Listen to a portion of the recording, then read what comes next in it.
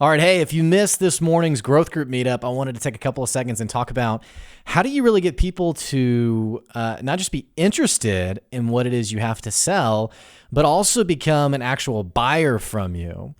And this is always an interesting question because if you check on social media, you'll find people who have all sorts of different answers on actually what works. In fact, you have people who are a bit obnoxious in their thinking, and they'll say things like, if you just send this one email, it will get people to buy from you. If you just send this one DM, it'll get people to buy from you. In fact, DMs are especially obnoxious because it almost feels like everyone got together and talked about what not to do in a DM and then decided to do it anyway, because I feel like every DM typically goes the same way. It's like most cold pitches towards you, and it's something along the lines of, hey, I love what you're doing. I'd love to connect. And by the way, here's my stuff I want you to buy from me. Pretty obnoxious, pretty annoying.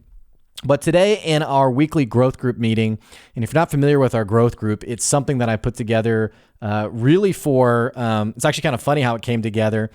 I was going to some networking events when I first started my business, and I was coming home from these networking events really exhausted. And I was exhausted because I was like, man, this doesn't really feel like networking. This feels more like seller central. It feels like when I show up to one of these events, it's this weird speed dating-esque type of event where everyone's pitching everyone else. And it's almost like you can't make genuine connections with people because everyone's just trying desperately to get you to buy from them.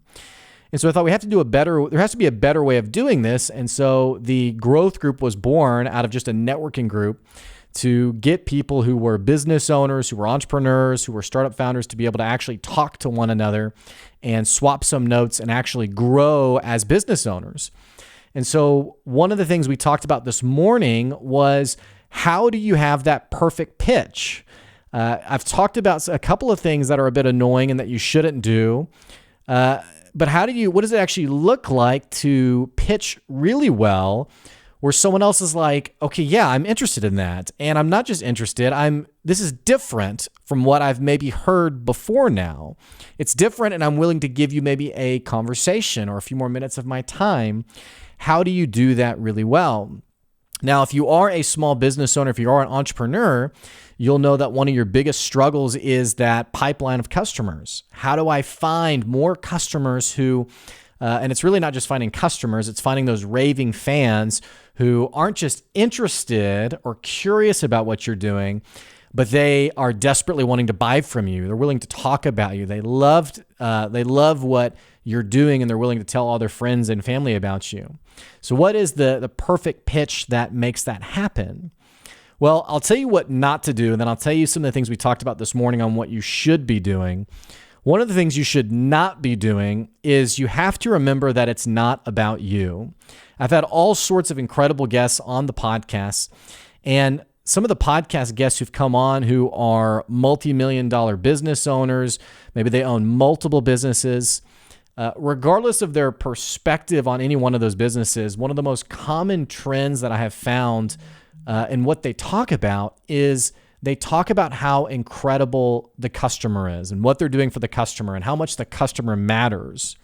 Flip this with some of the cliche pitches that we often see, and we often hear people talk about, well, I've been in business for 20 years. In fact, I've had people who've pitched me, and I've almost been like, why should I buy from you? And they've been like, well, I mean, here's all the people I've worked with. Here's all the customers I've had before you.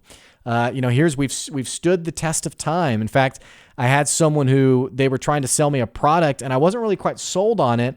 And I said, but why would I use this? Like, why is this helpful for me in my business? And he literally said, well, because we've been in business for 20 years. And I thought, well, what does your street cred have really anything to do with solving my problem? A lot of times when we pitch, we want people to see us as credible and as the right option in our industry. And so the trap that we fall into is wanting to talk about how great we are and all the great things that we do, when actually what makes a great pitch is a couple of things. First of all, it is centering your message on who's listening to it. And by the way, in sales in general, the faster you become an effective listener, the faster you're actually going to be a better salesperson, rather than how do I just get you to, okay, you said yes here, so how do I get you to say yes now to the next part of our conversation? But the other thing that's really important in any effective pitch is the power of clarity. My friend Zach Messler, he's been on the podcast a couple of times. We have a round 2 episode coming out here in just a little bit. And Zach is one of the most incredible people when it comes to helping you with the messaging of your product. Well, he was sharing his philosophy and how the steps that he goes through in walking someone, especially startup founders, and walking through the messaging of their product. And he has 3 simple questions. And he shared these questions with me. And I thought, wow, if we as business owners could really sink into answering these really well, it would totally transform not just our sales process, but we'd have pitches that are all the more impactful. So the 3 questions are, 1, what is it? What's the product or service that you offer? 2, who's it for?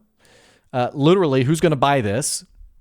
And 3, why is it important, or why does it matter? Or one of the ways I like to think of it is, how is this any different than any other product that's out there?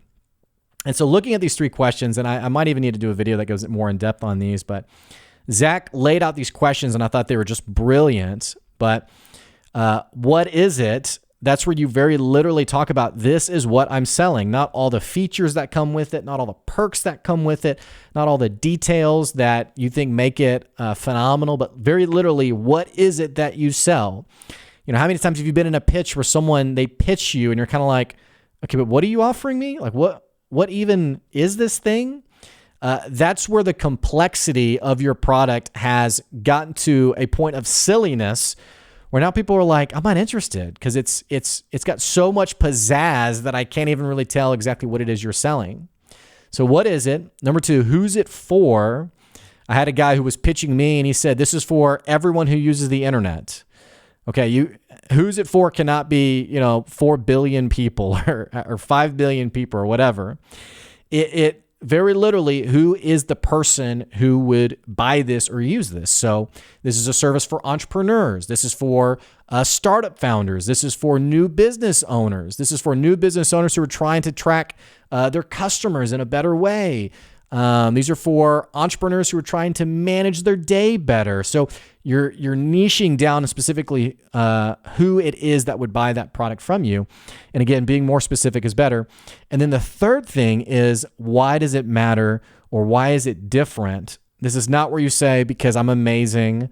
This is not where you say, well, because every other product just stinks compared to ours. In your customer's mind, why would they find your answer compelling to their problem? Why would they find your solution the one that is interesting to them, that piques their interest? And this applies not just for any sort of digital product. This is for brick and mortar stores as well. If you are a dentist, why would I buy from you as opposed to the 50 other dentists in my area? That third question of what makes you special, in my mind as a customer, that can be experience that I have with you. That could be the customer service you give me. That could be the consistency. It could be the quality. All of these things are okay answers, but really thinking about, okay, here's why this is important. It's why I'm offering it. If you can answer those 3 simple questions with that bring about clarity to who you are and what you're pitching, you'll find a much better outcome. Hey, I hope to catch you at our next week's growth group meeting. Thanks for tuning in. I'll catch you later.